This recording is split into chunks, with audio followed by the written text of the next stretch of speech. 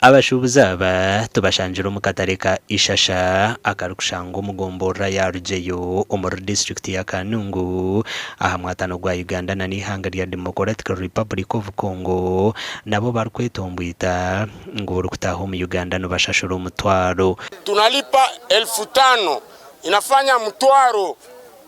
Afu watu yote hapa kwa kazi wakakuja wakakosa mtwaro na alikuja fanya kazi. Ameingiza nini? Amepoteza. Shida wanatulipisha pesa kwa kuingia Uganda. Kwa kuingia Uganda siku hizi tunalipa $50. Hiyo ni shida ya kwanza. Kwa nini tumeingia kwa Eastern Africa Community tena tulipe $50 na sisi tuko wafanyabiashara? Hiyo ni shida ya kwanza tunapata.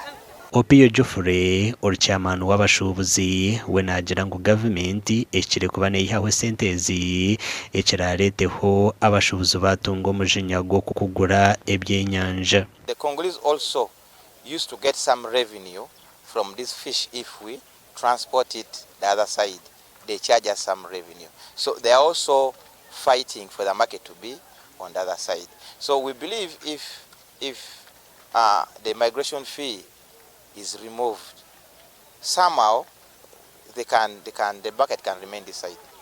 Konkanye n'amaskubazi cyendeza zikabanka dori kuma bakonga bakutaha mu kugura ebyenyanja baba binji naba bari hiha ho mu 5 km zo baguhirwa bamba bashaginga busha hati tunke gombora n'abantu bitu bagobe ahama kugira ngo URA echargingo mu Kongo aburwe kwija haze byenyanja habidibe ninga ushange ba fish traders bakuza Kongo nitwe hinebyo turagwana tuze kushaka wabo ko bwire bwa season ko hati mushana gwagutire kuno ninge nyamisho nkaziturumbire nubwo turazo tugure ibihimba nebindi so kiri kurugirira nta mukago turatwine hano hamwe kandi ikindi cyakatara kaberire hikarungi kaba kari hano nabitu bakiziro butabiba abo ko nubwo barazaga babiho $100 gabo ati motoka yagwa mu muhanda yamarabura. Captain Julius Ankunda urukujinaniza bwa ahanshonga y'ebyenyanja hamwe na nokujuba ahanyanje ya Edward George Kazinga Chano hamwe na Ishasha sector